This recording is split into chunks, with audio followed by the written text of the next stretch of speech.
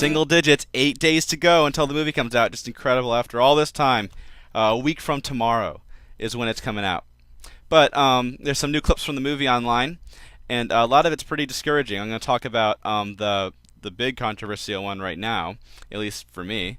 It shows, but presumably takes place after the night raid, which of course didn't go well. It's supposed to mirror. I think the night raid is supposed to mirror the battles in the book that were just not going well, and the night raid is kind of a substitute for that in the book. And I've never considered the night raid that big of a change. But this takes place after the night raid, it would seem, and it shows tension between. Tension is not strong enough of a word now. It shows tension between Peter and Caspian that is much more intense than I ever imagined. We've heard a lot of words like antagonism and, tension, of course, and power struggle, hostility. We've heard all these things. But this is much more intense than I ever imagined. This is presumably the very intense argument that Andrew Adamson mentioned when I interviewed him in Prague. And I don't like it at all. I'm going to talk about it. That's going to be the main focus of this video. I do acknowledge, and I've really come to realize this the past few months, especially after rereading the book twice in the past few months, that there is some basis for this. In the book, there were short tempers in the old Narnians army before the Pevensies showed up, or before the single combat for sure. And there was a lot of short tempers, and the morale was at an all-time low. So the only real change they're making here is that the Pevensies are meeting Caspian sooner in the story than in the book, which is a necessary change cinematically, I think. So naturally, they get drawn into some of those short tempers, and so it makes sense to have some tension between them. But they've taken that far beyond the license that foundation gives them. I've talked so many times. I mentioned that it's a really important idea. This is not a nitpicky little thing. This is why even make Prince Caspian if you can't really honor this theme? That's how strongly I feel about this. The myth becoming fact. To Caspian, the Pevensies are figures out of myth and legend. They're figures out of his bedtime stories. He's heard about them his whole life as being these great heroes, and here they are standing before him. And they're not what he expected, but still, this is High King Peter. Peter in particular, he should have this awe and reverence for, just as he does in the book. And that's not what I'm seeing here. Imagine one of your heroes from history, like say, I don't know, Thomas Jefferson or something. Imagine he came like a time machine or something, and actually meeting him. I at least would have this incredible awe and respect and reverence for, oh my gosh, it's Thomas Jefferson, And that's what Caspian should have. That's not what I'm seeing in this clip. I appreciate it in the first clip, one of the first clips we saw, where Peter meets Caspian, that Caspian did have this, Hi, King Peter. He did have this awe in his voice of Peter.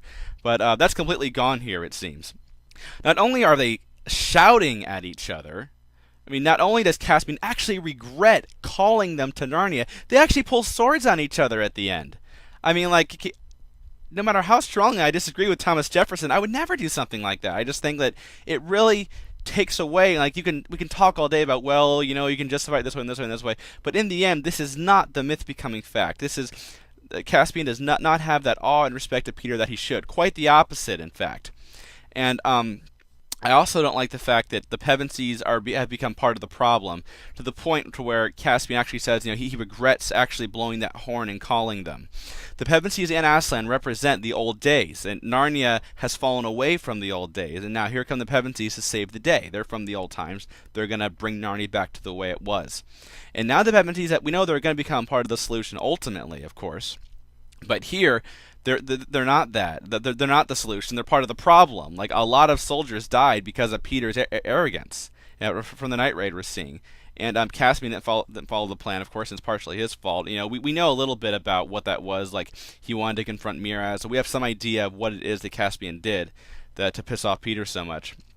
But to actually, not only is there tension, not only are they shouting at each other, not only does he regret calling them at all, they pull swords on each other. Based on another video I've seen, I think that one of them hurts the other one, and then Lucy brings her cordial up and heals them, and then it's all right, I guess. But I think this and the Caspian Susan kissing thing are probably the two most discouraging things I've seen of the film so far. I couldn't believe it when I was watching the clip. There are still plenty of other reasons to be excited about this film, and I am. And I think it probably will be a good film, and it might even be better than Lion, the Witch, and the Wardrobe. But this is one thing I think I'm going to be squirming in my seat over. Obviously, wait until you see it in context for final judgment. But this is very discouraging. I was really shocked to see that level of intensity in Narnia, and it just this story in particular, where the myth becoming fact is such an important theme, and so I really don't see. I'm not sure what is going to happen here. I mean, I'll just have to wait and see how it plays, but I really think I'm going to be squirming during this scene. I will say that to the credit of Ben Barnes, I think this is how Caspian would react if put into the situation. I was very pleased with his performance. William Moseley, I did not see Peter there at all. Like, I did not recognize the character from the book in this scene at all. And so I'm very pleased. I don't think I've seen anything of Ben Barnes as far as his performance that I haven't been pretty happy with, at least. And, yeah, there are some other clips as well. Yeah, believe it or not. It shows, we've got the clip of where the Pevensies rescue Trumpkin.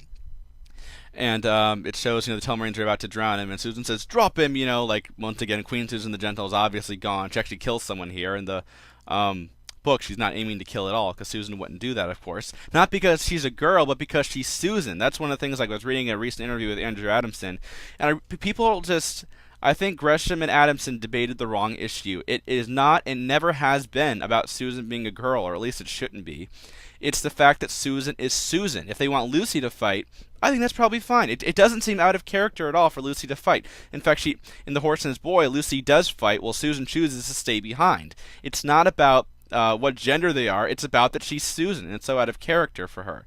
And so I think people are always getting confused about that. Like that's the real issue here. It's Susan's character, not her gender. I'm going to assume that the music in this clip is not what's going to be in the final film. It's not uncommon when they release clips online to change the music. I'm not sure exactly why, but the clips and music are often different. But here it sounds kind of pretty cheesy and overly heroic, so I'm thinking that it's going to be different. That shot of Peter diving in is so freaking cool. It's just so powerful. And I said before, I really love the imagery of him like coming down from above, from the old days almost, to rescue Trumpkin. But it's like it's looking up through the water, and then you see a little smudge, and this when it comes down. That's such a cool shot, and it is confirmed, of course, that it is Peter. There's some discussion about, is it Peter Evan? We know it's Peter now. And then, so that's really neat. And then I really am liking Peter Dinklage's Trumpkin now. I was really skeptical, even after we saw a few clips and hearing his extremely deep voice. I was very skeptical of Peter Dinklage, but the clips we've seen of him, I'm really happy with Peter Dinklage. And I like the beards and being said. I really think they've pretty much captured Trumpkin from the book based on what I'm seeing. Then there's 2 clips from the Night Raid. One of them just shows them running through the castle. The other one shows leading up to the Night Raid when they're in the Griffins. And the visual effects in this scene are mostly very good, very impressive. I think the Griffins carrying them is a little bit much, and I thought that the CG Caspian being carried looked kind of fake. But the Griffins carrying them, and like when Edmund slides down that thing, pretty cool, but just a little too summer action movie for me, I think. It doesn't really seem to have a place in Narnia. And once again, I'm hoping that this is not the final music for this scene. I really want Harry Gregson Williams to get something, obviously use themes from the other movies, of course. But I really like to see him do something more original here, throw in there. But overall, the Night Raid does look pretty cool. I've said before, I don't consider it that big of a change from the book. Now, the argument after the Night Raid does seem like a very significant change from the book, so we'll see what happens there. But almost a week to go. And, what a roller coaster of emotions. I think about a week ago today, I was like rock bottom about the film. Then some music clips came out, and I was like, oh, this film's going to be awesome. Like, it's obviously going to have some annoying stuff in it, but it's going to be cool. And now I'm not sure anymore, so really just back and forth all the way. So what can you do? See the film, see how it turns out. And even if it's not faithful to my vision, the main thing is that it be a fair vision, a fair interpretation of the book, even if it's not my interpretation of the book. That's something that's sometimes hard to keep in mind. By the way, my review for the Narnia Blu-ray disc will be online soon. I don't know why, but some stores have started to sell it early. I've got the Blu-ray disc in my hands right here, and so I've watched it, and the picture quality is astonishing, just what we've come to expect from Disney Blu-ray. But I'm gonna have a review for this. Probably not tonight. Probably tomorrow, Friday. I'll have it up. So stay tuned for that. But just over a week to go, and what can you do? Just gotta wait and see how it turns out.